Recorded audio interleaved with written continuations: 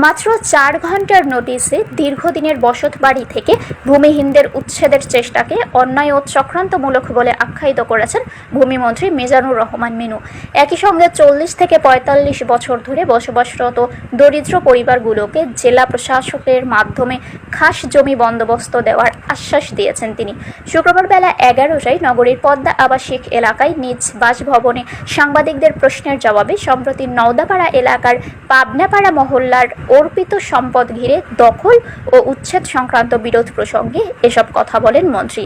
ভূমিমন্ত্রী ক্ষোভ প্রকাশ করে বলেন, উচ্ছেদ করতে হলে অন্তত 6 থেকে 7 দিন সময় দিতে হবে। তা না করে হঠাৎ করে ঘর বাড়ি ভেঙে দেওয়াটা একজন মানুষ হিসেবে আমি অত্যন্ত অন্যায় মনে করি। তিনি জানান, অতীতের দায়িত্বপ্রাপ্ত কিছু কর্মকর্তার ব্যর্থতার কারণে এই ধরনের পরিস্থিতির সৃষ্টি হয়েছে। নির্বাচনী প্রতিশ্রুতি অনুযায়ী অসহায় ও নিঃস্ব মানুষের পাশে থাকা তার নৈতিক দায়িত্ব বলেও উল্লেখ করেন তিনি। এ সময় সাবেক সরকারের আমলে স্থানীয় ভূমিদস্যুদের কঠোর সমালোচনা করেন মন্ত্রী। তিনি বলেন, বিগত ফ্যাসিস্ট সরকারের সময় লিটন, শাহু ও সাতসুর মতো ভূমিদস্যুরা জনগণের এই সম্পদ দখলের চেষ্টা করেছে। তিনি স্পষ্ট করে জানান, 70 বছর আগের মালিকানা দাবি দেখিয়ে অর্পিত সম্পত্তি দখল করার কোনো সুযোগ নেই।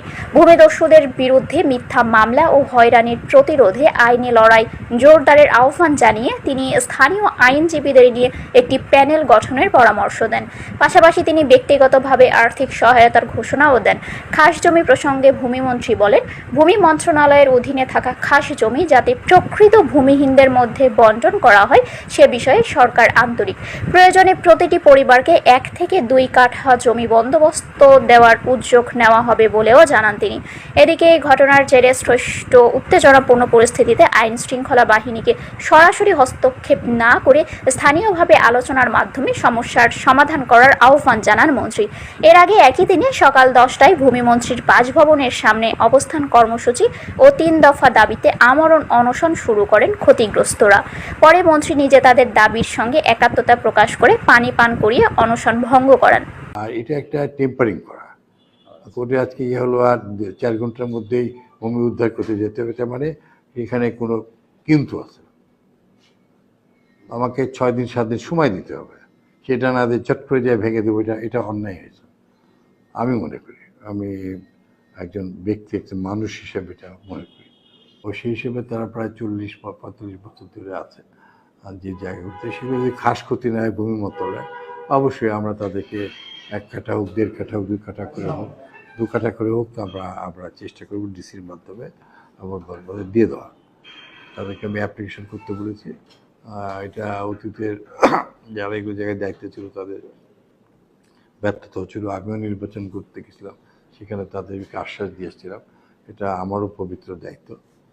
তারা নিঃস্ব গরিব, দীর্ঘদিন ধরে প্রায় 45 বছর বয়স। যেখানে সাতচু বলে একটা ছেলে, এটা হচ্ছে আমাদের মোহনী কাকার বা যে সম্পত্তি, এটা তারা হচ্ছে ভূমিদস্যু। আগের ফ্যাসিস্ট সরকারের সময় এখানে লিটন ছিল এবং যারা ভূমিদস্যুরা ছিল, শাহু ছিল, তারা মিলেই এগুলো জনগণের সম্পদ তারা দখল করার চেষ্টা করতো।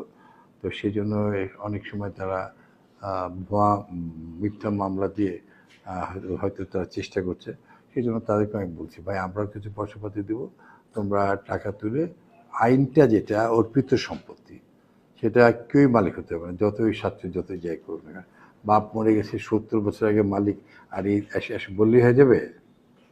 তো সেটা আমরা আমাদের মন্ত্রণালয় থেকে আইনের দিতে দেবো। তাদেরকে লয়ার এখানে আমি মিজান ভাই, তারপর জমশেদ ভাই, এদের পরামর্শ নিয়ে ওখানে 2 জন কাউসার আর জামাল আছে, আমি তাদেরকে নিয়ে এটা করে ব্যবস্থা নেওয়া। এবং আমরা যারা আছি আশপাশে, আমি তাদের এমপি, আমারও যত পার্টিসিপেশন থাকবে, টাকা দেবো। কেস কোর্টের মতো চলবে। আর যেগুলা ভূমি মন্ত্রণালয় সেগুলো আমরা অবশ্যই ভূমিহীনদের কাছে যেন যাই, সেটা আমাদের সকল প্রচেষ্টা থাকবে। আর এই বিষয়টার উপরে যে নিগৃহীত যে ঘটনা ঘটছে, সে যেটা আইন শৃঙ্খলা বাহিনীর সঙ্গে আমি বলছি, এটা স্থানীয়ভাবে বসে এটা যেন ঠিক করে নেয়। আইন শৃঙ্খলা বাহিনীর হাতে কেউ হাত দেয় না।